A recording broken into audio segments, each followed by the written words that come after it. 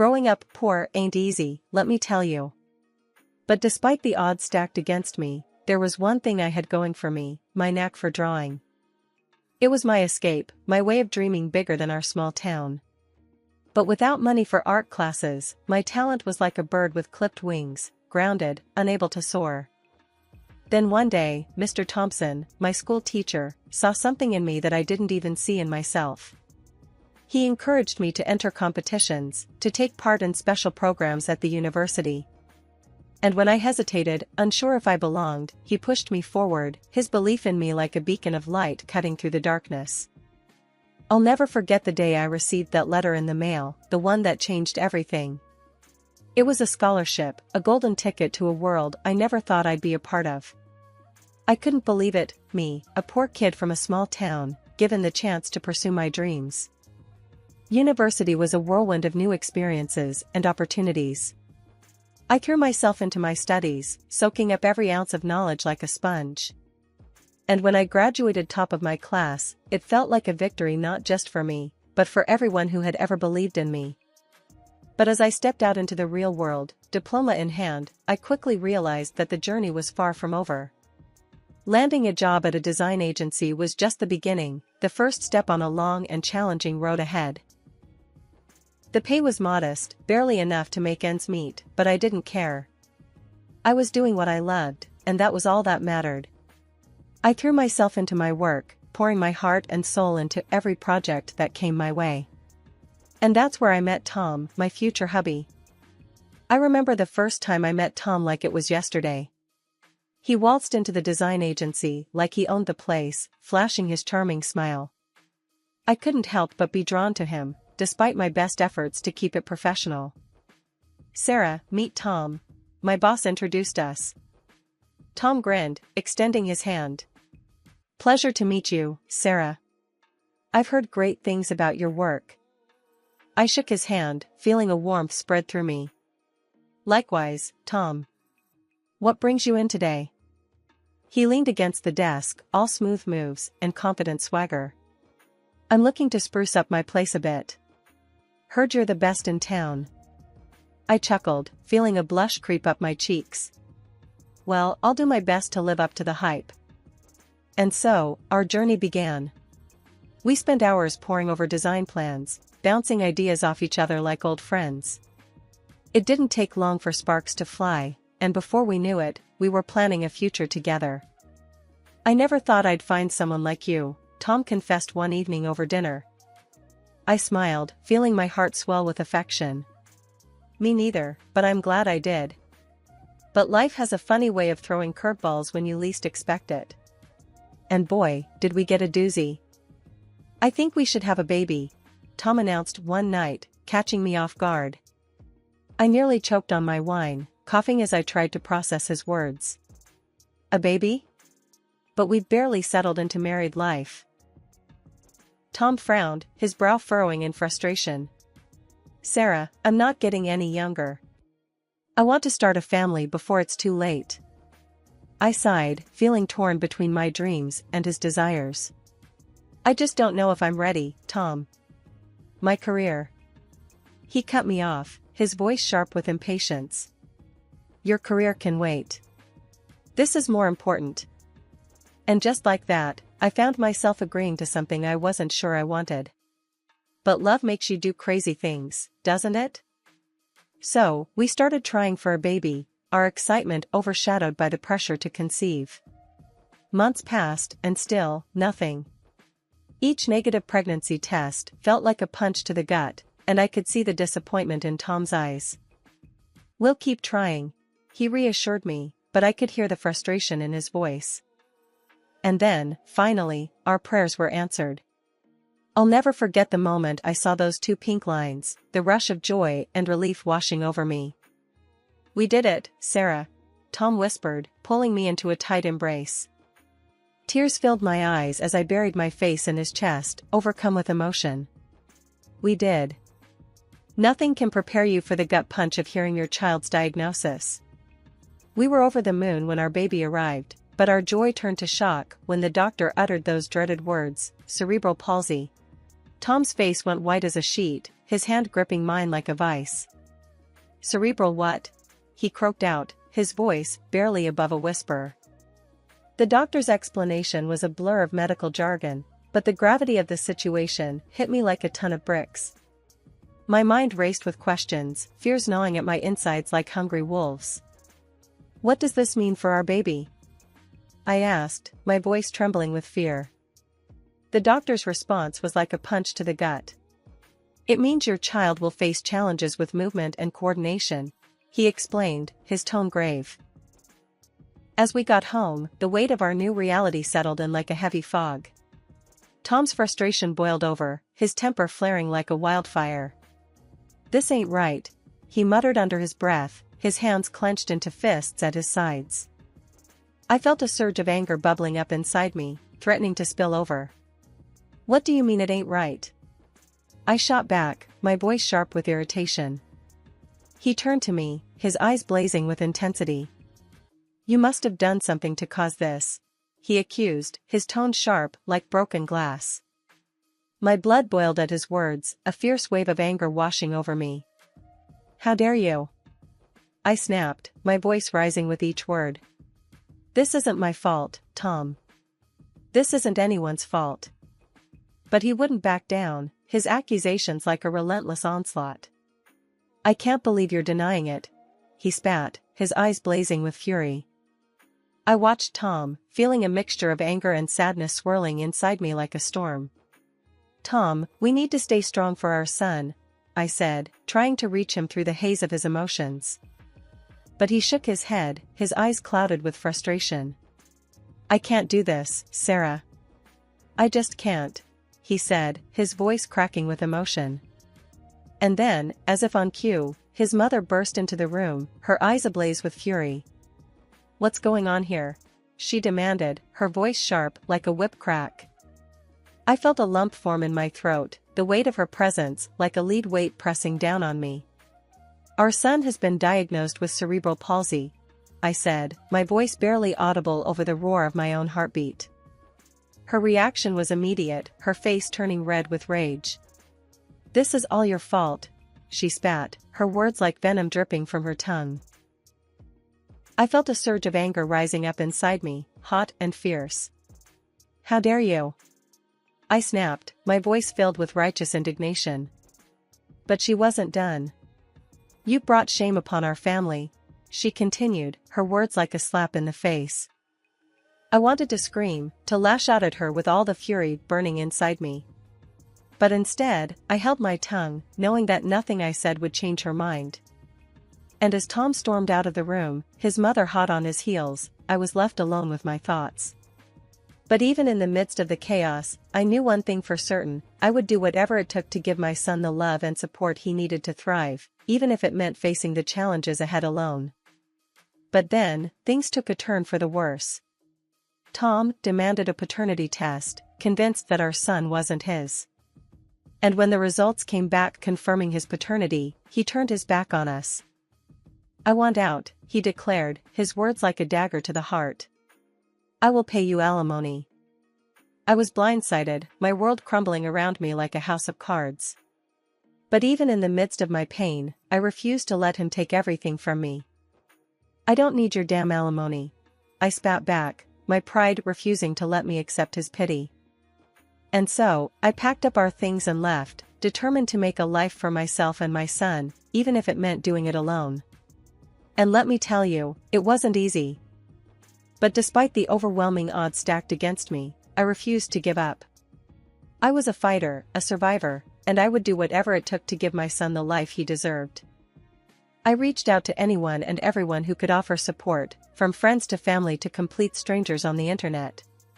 And slowly but surely, I began to build a network of people who understood what I was going through, who could offer advice and a shoulder to lean on when the going got tough.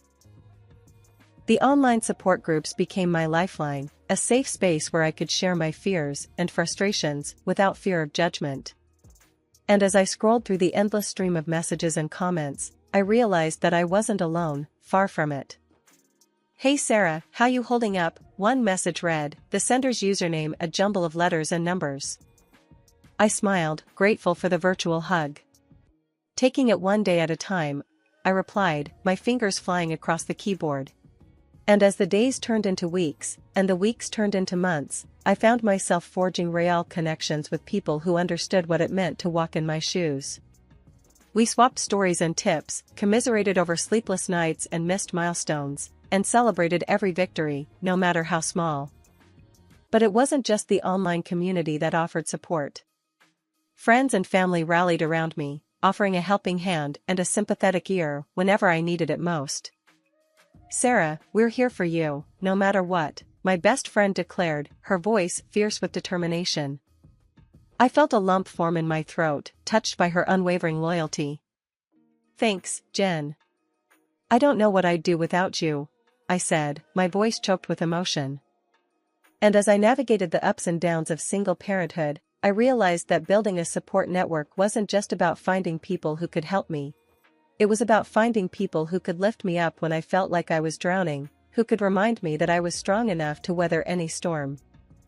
Life threw us more curveballs than a pitcher on a bad day, but we weren't about to strike out. No way. We were fighters, me and my son, and we were gonna show the world what we were made of. Sure, there were days when it felt like the weight of the world was bearing down on my shoulders, when the challenges of single parenthood threatened to overwhelm me. But I refused to let the darkness win. I had a son to raise, a life to live, and I wasn't about to let anyone or anything stand in my way. I threw myself into my work, pouring every ounce of my energy into my passion for design. And let me tell you, it paid off. I landed big projects, made a name for myself in the industry, and proved to everyone who doubted me that I was a force to be reckoned with. But it wasn't just about my career. I was determined to give my son the best possible life, to ensure that he had every opportunity to thrive, despite the challenges he faced. So, I researched therapies, attended seminars, and sought out experts who could help him reach his full potential. And let me tell you, it wasn't easy. There were setbacks, plenty of them. But each time we fell, we picked ourselves back up, dusted ourselves off, and kept on pushing forward. Because that's what we did, we persevered, no matter what. "Mom, I did it!" my son exclaimed, his face lit up with excitement as he took his first steps with the help of his walker. I felt tears spring to my eyes, pride swelling in my chest like a balloon ready to burst. "That's my boy," I said, my voice choked with emotion. And as I watched him navigate the world with a determination that belied his tender years, I knew that we were unstoppable. Together, we were a force to be reckoned with, capable of overcoming any obstacle that stood in our way. But it wasn't just about proving the doubters wrong, it was about showing my son that anything was possible, that he was capable of achieving greatness, no matter what obstacles lay in his path. Years had drifted by like leaves in the wind since Tom had abandoned us, leaving me to pick up the pieces of our shattered life. In those years, he'd made no effort to be a father to our child, no phone calls, no visits, nothing. But just when I thought I'd heard the last of him, he came crashing back into my life like a wrecking ball. It was a regular Tuesday afternoon when the phone rang, disrupting the peace of our little home. I answered, expecting it to be a telemarketer or a wrong number. But the voice on the other end sent chills down my spine. It was Tom. "Sarah, it's me," he said, his voice heavy with urgency. I rolled my eyes, barely able to contain my frustration. "What do you want, Tom?" I snapped, my patience wearing thin. He wasted no time getting to the point. "I'm in the hospital. I broke my spine skiing," he said, his words like a slap in the face. I felt a surge of anger rising up inside me, hot and fierce. "And why should I care?" I demanded, my voice dripping with sarcasm. But he wasn't deterred. "Because I need your help, Sarah. I can't take care of myself," he admitted, his voice tinged with desperation. I scoffed, shaking my head in disbelief. "You expect me to drop everything and come running to your rescue? After everything you've done?" I spat, my words like venom. But he wasn't about to take no for an answer. "You owe me, Sarah. I'm the father of your child," he insisted, his tone growing more aggressive by the second. I felt my blood boil, fury coursing through my veins like wildfire. "I owe you nothing," I declared, my voice cold and unwavering. With that, I hung up the phone, refusing to let him guilt-trip me into helping him. I had spent years rebuilding my life from the ground up, and I wasn't about to let him tear it down again. But even as I tried to push him out of my mind, his words lingered like a dark cloud, casting a shadow over my thoughts. Was I really heartless for refusing to help him? Was I a bad person for turning my back on the father of my child? I pushed aside the doubts gnawing at my conscience, reminding myself that I had done everything in my power to make things work, to give him a chance to be a part of our son's life. But he had chosen to walk away, leaving me to pick up the pieces on my own. And so, with a heavy heart and a sense of resolve, I turned my focus back to the things that mattered, my son, my work, and the life that I had fought so hard to build. Tom may have been a part of our past, but he had no place in our future. After Tom, I swore I was done with love. I'd been burned once, and I wasn't about to let it happen again. But life has a funny way of surprising you when you least expect it. I met Jake at a design conference, a charming architect with a smile that could light up a room. He was confident, funny, and had a way of making me feel like I was the only woman in the world. "Hey there, gorgeous. Mind if I buy you a drink?" he said, sauntering over with a grin on his face. I raised an eyebrow, amused by his boldness. "Depends. Are you planning on spiking it with something?" I replied, my lips curling into a smirk. He laughed, undeterred by my sarcasm. "Only if you're into that sort of thing," he joked, his eyes twinkling with mischief. We spent the rest of the evening talking and laughing like old friends, trading stories, and sharing our dreams for the future. And as the night wore on, I found myself drawn to him in a way I hadn't felt in years. "So, Sarah, what do you say? Want to grab dinner with me tomorrow night?" he asked, his voice soft and earnest. I hesitated, unsure if I was ready to take that leap again. But there was something about Jake, something that made me want to take a chance. "Sure, why not?" I said, a smile tugging at the corners of my lips. And so, our first date turned into a second, and a third, until I found myself falling for him faster than I ever thought possible. He was patient and kind, always there to lend a listening ear or a comforting hug when I needed it most. But it wasn't just about the romance, it was about the connection we shared, the way he understood me in a way that no one else ever had. He didn't judge me for my past or my mistakes, he accepted me for who I was, flaws and all. He also accepted my son. "Sarah, I have something to ask you," Jake said one evening, his voice nervous, but determined. I felt my heart skip a beat, anticipation coursing through my veins. "What is it?" I asked, my pulse racing with excitement. He took a deep breath, his eyes locking with mine. "Will you marry me?" he asked, holding out a small velvet box. I felt tears prickling at the corners of my eyes, overwhelmed by the love and emotion flooding my heart. "Yes, Jake. Yes, I will," I said, my voice barely above a whisper. And as he slipped the ring onto my finger, I knew that I had found my happily ever after, not in spite of my past, but because of it. As the sun rose on a crisp morning, I couldn't help but feel a sense of anticipation bubbling up inside me. Today was the start of a new chapter in my life, a chance to leave the past behind and embrace the future with open arms. I glanced over at Jake, who was still sound asleep beside me, his face peaceful and serene. He had been my rock, my anchor in the storm, and I couldn't wait to begin this next adventure with him by my side. "Hey, sleepyhead.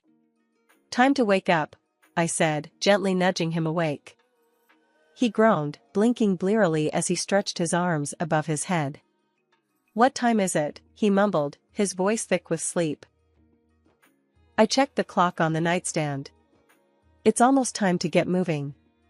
"We've got a big day ahead of us," I replied, excitement bubbling up inside me like a pot about to boil over.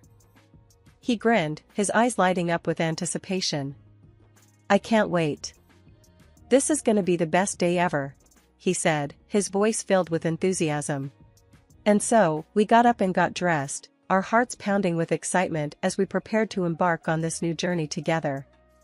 We had spent months planning and preparing, and now the moment had finally arrived, the moment when we would open the doors to our very own design studio. As we stepped outside, the crisp morning air filled our lungs, invigorating us with a sense of purpose and determination. We made our way to the studio, hand in hand, each step bringing us closer to our dreams. And when we finally arrived, it felt like coming home. The space was filled with light and warmth, a blank canvas just waiting to be filled with our creativity and passion. "This is it, Sarah. Our own little slice of heaven," Jake said, his voice filled with awe.